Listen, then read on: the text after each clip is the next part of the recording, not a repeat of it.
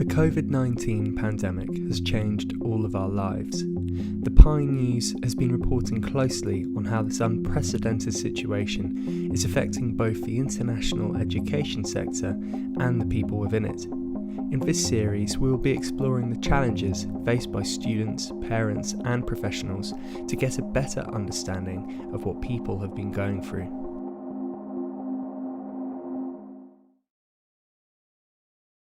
Over the last few months, a massive evacuation effort has been underway. Indian students who are stranded in the UK because of Covid-19 are trying to get home. But for those who cannot, there are serious challenges. Some have had problems feeding themselves, and some have even been made homeless. It is a situation that groups like the National Indian Students and Alumni Union are facing on the ground. Indian students in the UK have been impacted considerably as a result of the coronavirus pandemic. Number of students who rely on part-time jobs to supplement their scholarships or loans that they've taken in order to meet their living expenses, they found that because they suddenly lost these part-time jobs, they were suddenly becoming cash-strapped. And initially, for a couple of weeks, it might have been fine, but as that situation evolved over the next few months, it quickly transpired that students then started struggling for food and living expenses.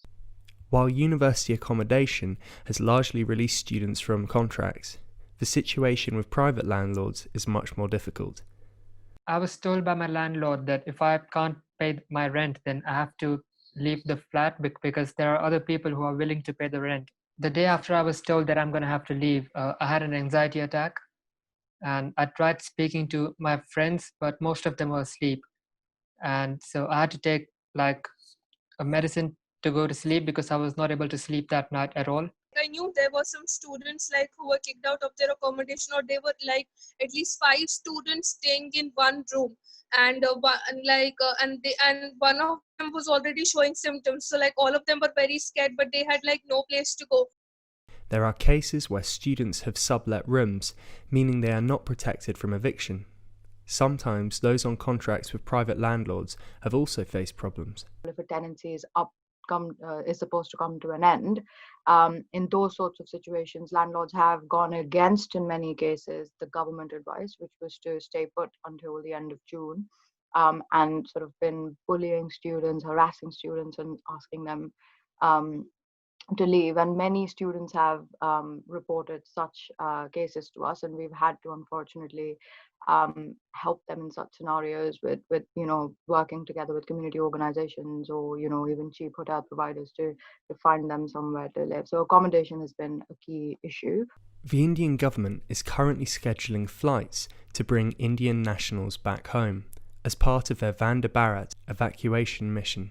But with thousands stranded in the UK and limited numbers of spaces on flights, immediate repatriation for all has not been possible. There were 8 to 10,000 students who wanted to leave for India immediately prior to the repatriation flights beginning, right? Now there's a fair number who still want to go back and are waiting for the next flight, which they can get booked into to go back to India. We have been dealing with absolutely thousands and thousands of queries from stranded students who've been wanting to go home.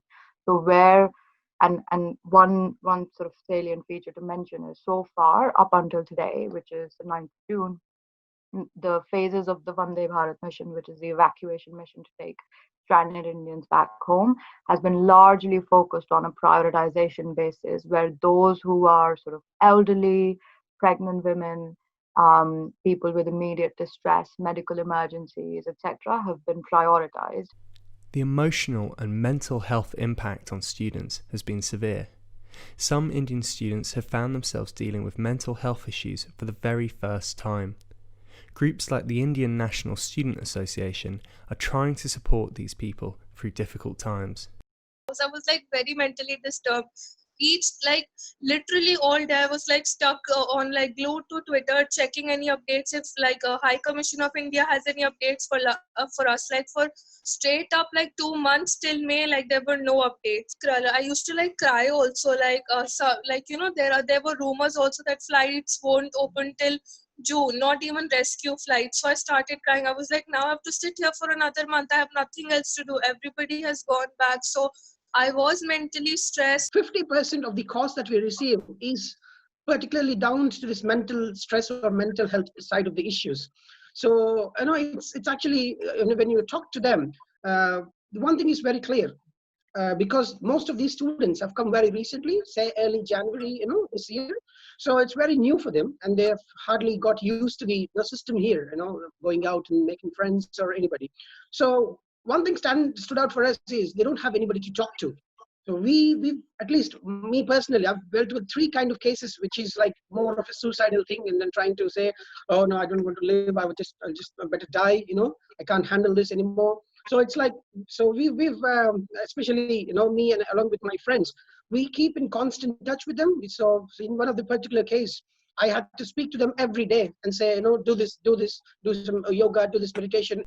The situation has also been difficult for parents who have had to wait as the repatriation process takes place, and some have expressed anxiety about sending their children back overseas. I have no words actually what she has gone through.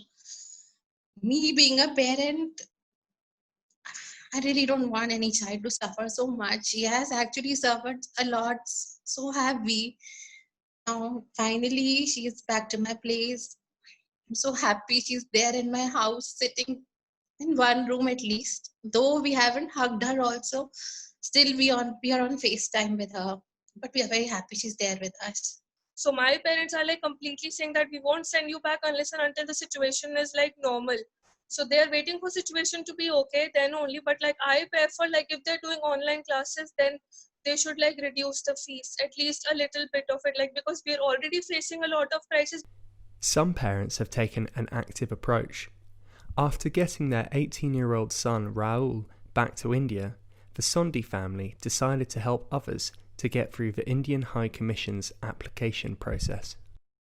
We thought to help them with the filing the right process and approaching the right people, because after registration they are not getting any calls or any mails from High Commission. So we help them in escalating via tweet, via mailing, and continuous follow-up with High Commission. So far, support has come from groups like INSA and INSA, as well as local NGOs. Universities have also been taking action with hardship funds, but there have been problems with communication, according to industry stakeholders. Universities can, staff can send out messages, and possibly targeted messages specifically to their Indian students, to say that they're aware that this may be an issue for some Indian students within the communities. So to actually reach out to students and say, come and ask for help if you need it, and making them aware of the services and support that's available. Of course, it's going to report badly, and we know that the media in India is extremely powerful. So the messages do get through very rapidly, particularly in India. And as I said, the students that I talked to found out about the other students in the UK who were in hardship through their parents calling them because it had been reported on national TV in India. So obviously that's going to look extremely bad if the UK doesn't do anything to help those students. But I hope that we can report that students are being helped as well. As I said, there might be some reasons why there are some students who are still not coming forward or still not aware of the support that is available. But yeah, as far as we know, the members that we have at UKISA, they would do everything that they're doing everything that they can to support the students when they find out about it.